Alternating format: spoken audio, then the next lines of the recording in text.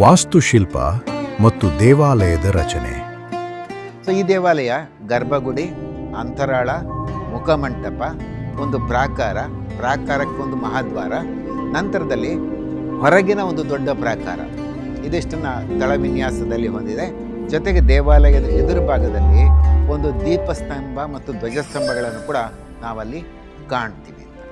ದೇವಾಲಯದ ಹೃದಯ ಭಾಗವಾದ ಗರ್ಭಗುಡಿಯಲ್ಲಿ ಪಂಚಲೋಹದಿಂದ ನಿರ್ಮಿಸಲಾದ ಸುಮಾರು 3 ಅಡಿ ಎತ್ತರದ ದೇವಿಯ ದಿವ್ಯ ವಿಗ್ರಹವಿದೆ. ಪದ್ಮಾಸನದಲ್ಲಿ ವಿರಾಜಮಾನಳಾಗಿರುವ ದೇವಿಯು ತನ್ನ 2 ಕರಗಳಲ್ಲಿ ಶಂಖ ಮತ್ತು ಚಕ್ರಗಳನ್ನು ಧರಿಸಿ ಮತ್ತೆರಡು ಕರಗಳಲ್ಲಿ ಅಭಯ ಮತ್ತು ವರದ ಮುದ್ರೆಗಳನ್ನು ತೋರುತ್ತಾಳೆ. ಭಕ್ತರಿಗೆ ರಕ್ಷಣೆ ಮತ್ತು ಆಶೀರ್ವಾದ ನೀಡುವ ಆ ಭಾವ ಇಂದಿಗೂ ಲಕ್ಷಾಂತರ ಜನರನ್ನು ಈ ಕ್ಷೇತ್ರದತ್ತ ಆಕರ್ಷಿಸುತ್ತದೆ. ಈ ಕ್ಷೇತ್ರದ ಪ್ರಧಾನ ಶಕ್ತಿಯ ಮೂಲವೇ ಗರ್ಭಗುಡಿಯಲ್ಲಿ ನೆಲೆಸಿರುವ ಸ್ವಯಂಭೂ ಜ್ಯೋತಿರ್ಲಿಂಗ.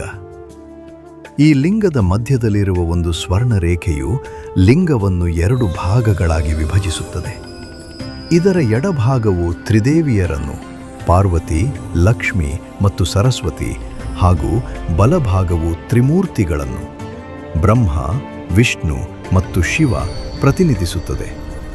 ಹೀಗೆ ಶಿವ ಮತ್ತು ಶಕ್ತಿ ಇಬ್ಬರನ್ನೂ ಒಳಗೊಂಡಿರುವ ಜ್ಯೋತಿರ್ಲಿಂಗ ಹಾಗೂ ದೇವಿಯ ವಿಗ್ರಹ ಎರಡನ್ನೂ ಒಟ್ಟಿಗೆ ಆರಾಧಿಸುವ ಭಾರತದ ಕೆಲವು ಅಪರೂಪದ ದೇವಾಲಯಗಳಲ್ಲಿ ಕೊಲ್ಲೂರು ಮೂಕಾಂಬಿಕಾ ಕ್ಷೇತ್ರವೂ ಒಂದಾಗಿದೆ.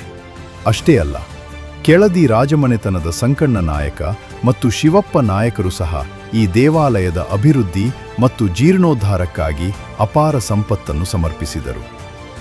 ಅವರ ಕೊಡುಗೆಗಳು ಇಂದಿಗೂ ಈ ಕ್ಷೇತ್ರದ ವೈಭವದಲ್ಲಿ ಪ್ರತಿಫಲಿಸುತ್ತವೆ. ಚಿನ್ನದ ಶಿಖರ ಅದು ಕೂಡ ಕೆಳದಿ ಸಂಸ್ಥಾನದವರೇ ಸುಮಾರು ಒಂದು 500-600 ವರ್ಷದ ಹಿಂದೆ ಮಾಡಿರೋದು ಅಂತೇಳಿ ಐತಿಹ್ಯ ಇದೆ.